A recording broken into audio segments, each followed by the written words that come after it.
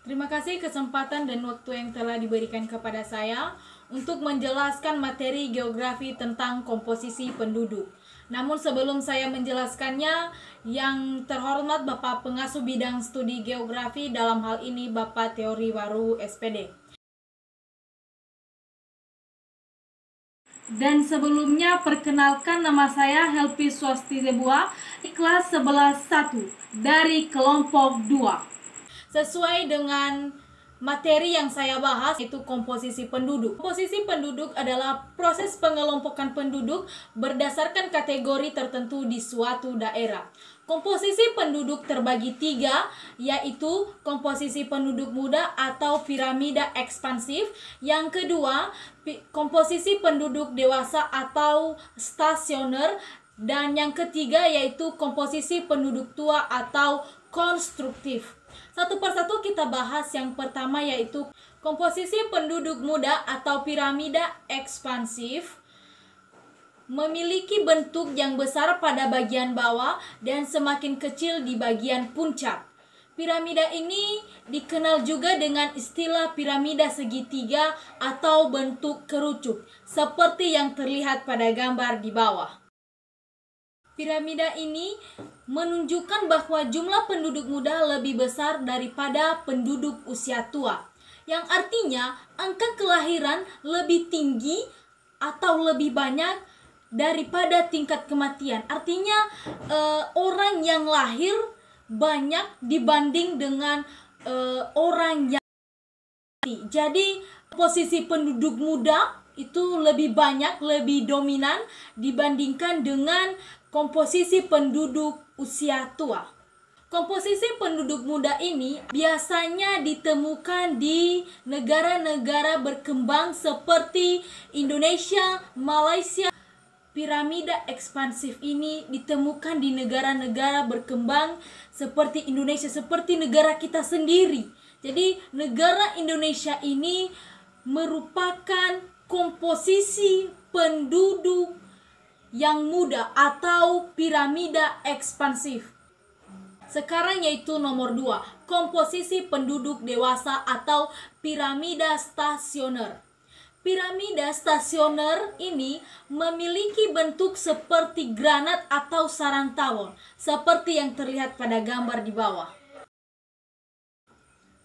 Bentuk piramida ini menunjukkan jumlah penduduk usia muda hampir seimbang dengan penduduk usia tua. Jadi setara, penduduk usia muda dengan penduduk usia tua ini setara atau seimbang, tidak jauh beda.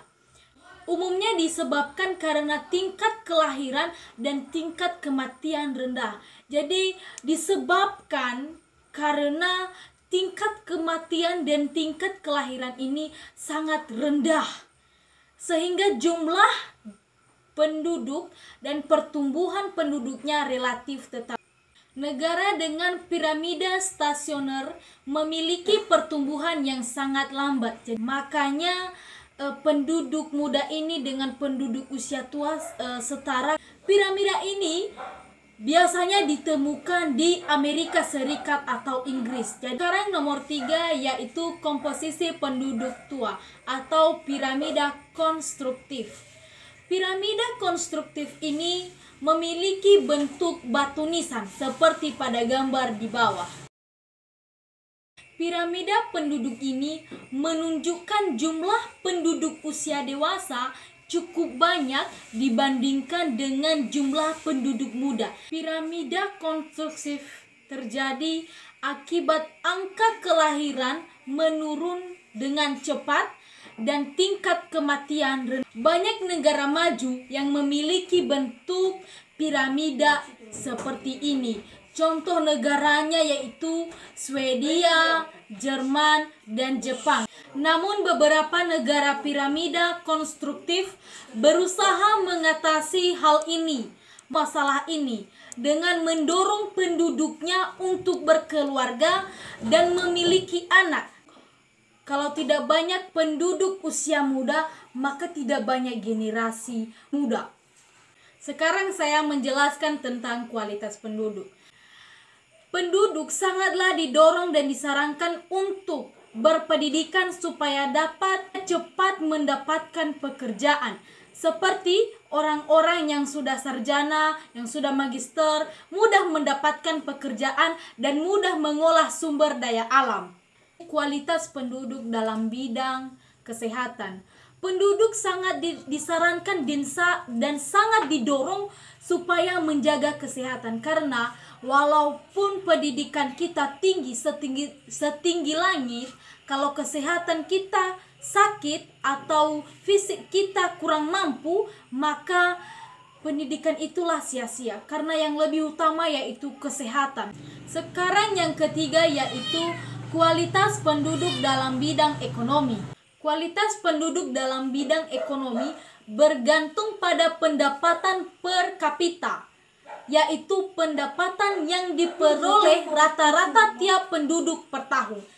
Sekarang masalah-masalah kependudukan. Yang pertama yaitu tingginya angka pengangguran, kemiskinan, dan kriminalitas. Banyak anak muda sekarang ini banyak pengangguran. Sekarang upaya-upaya mengatasi masalah kependudukan.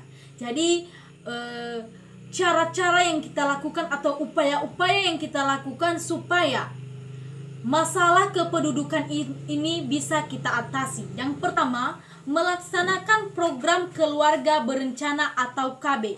Jadi, yang kedua, persebaran penduduk tidak merata. Yang ketiga yaitu menurunnya kualitas dan tingkat kesejahteraan penduduk. Pertama yang kita lakukan untuk mengatasi masalah kependudukan yaitu melaksanakan program keluarga berencana atau KB. Jadi dikurangi kebanyakan penduduk ini, seperti yang dilakukan Cina.